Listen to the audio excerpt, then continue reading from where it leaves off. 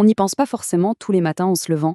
Une douche, un café, la lumière qu'on allume. Pourtant, derrière ces gestes si simples, il y a deux piliers invisibles, l'eau et l'énergie. C'est littéralement le moteur de notre monde moderne. Et la question de leur avenir, eh bien, c'est l'un des plus grands défis de notre siècle.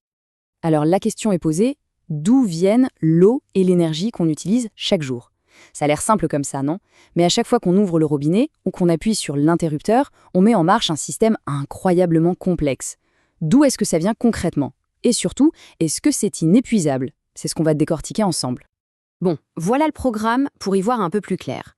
On va commencer par nos besoins au quotidien, ensuite on verra que tout le monde n'est pas logé à la même enseigne, loin de là, puis on se penchera sur l'explosion de la consommation, et forcément sur ses conséquences, pénurie, prix qui grimpent, conflits, et on terminera sur une note d'espoir en explorant les solutions pour une gestion plus durable.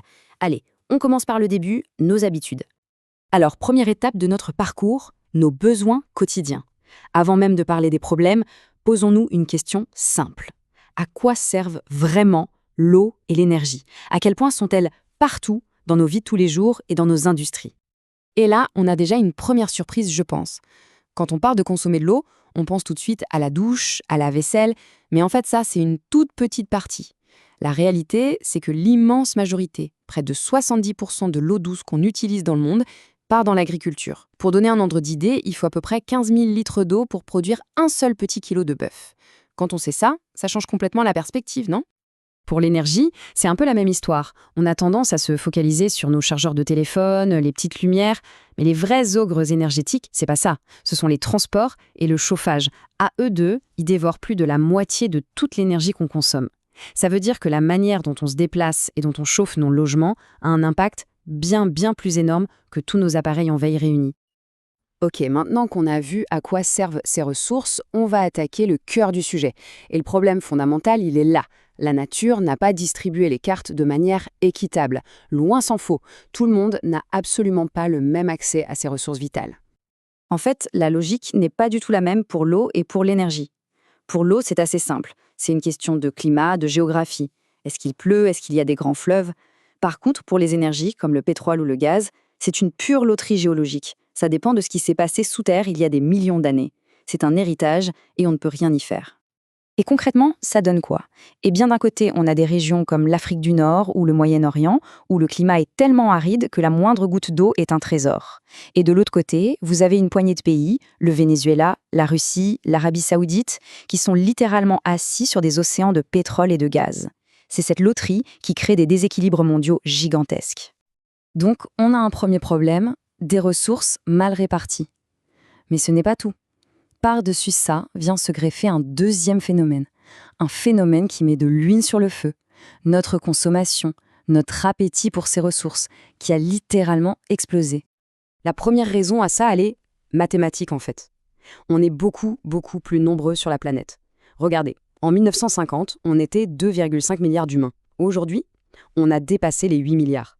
C'est mécanique. Plus de monde, ça veut dire plus de bouches à nourrir, plus de gens à loger, donc plus de besoins en eau et en énergie. C'est inévitable. Et ce chiffre-là, il est vraiment parlant. Regardez, depuis 1950, la population mondiale a été multipliée par un peu plus de 3. Mais la consommation d'eau, elle a été multipliée par 5. C'est énorme. Ça montre bien que non seulement on est plus nombreux, mais qu'en plus, chaque personne, en moyenne, consomme plus qu'avant. Et ça nous amène justement au deuxième facteur clé, le développement. Ce n'est pas seulement une question de nombre de personnes, c'est aussi une question de mode de vie.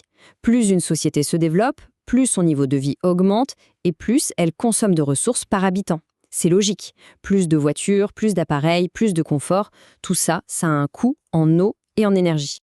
Donc, si on résume, on a une demande qui explose face à des ressources qui sont, elles, limitées et inégalement réparties.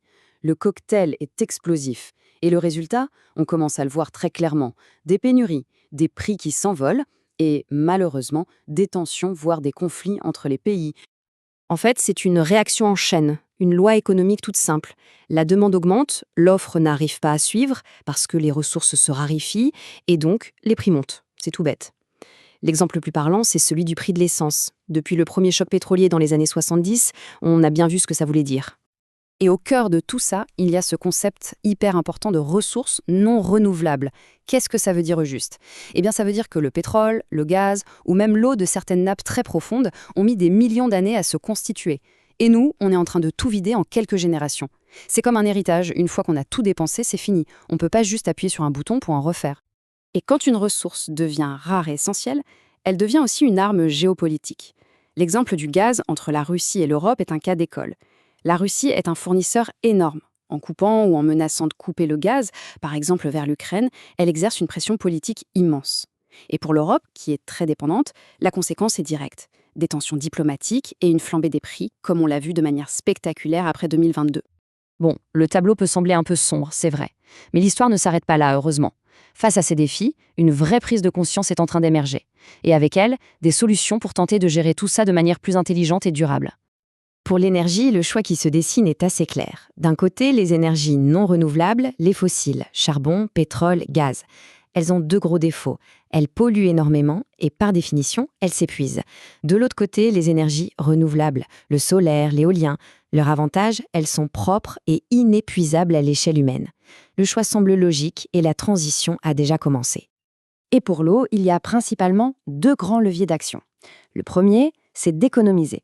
On a vu que l'agriculture était la plus gourmande, donc c'est là qu'il faut agir en priorité avec des techniques beaucoup plus efficaces comme l'irrigation au goutte à goutte. Le deuxième levier, c'est de créer de l'eau douce en quelque sorte. C'est ce que font des pays très arides qui transforment l'eau de mer, salée, en eau potable grâce à d'énormes usines de dessalement. Finalement, tout ça nous ramène à une question fondamentale qui nous dépasse tous un peu.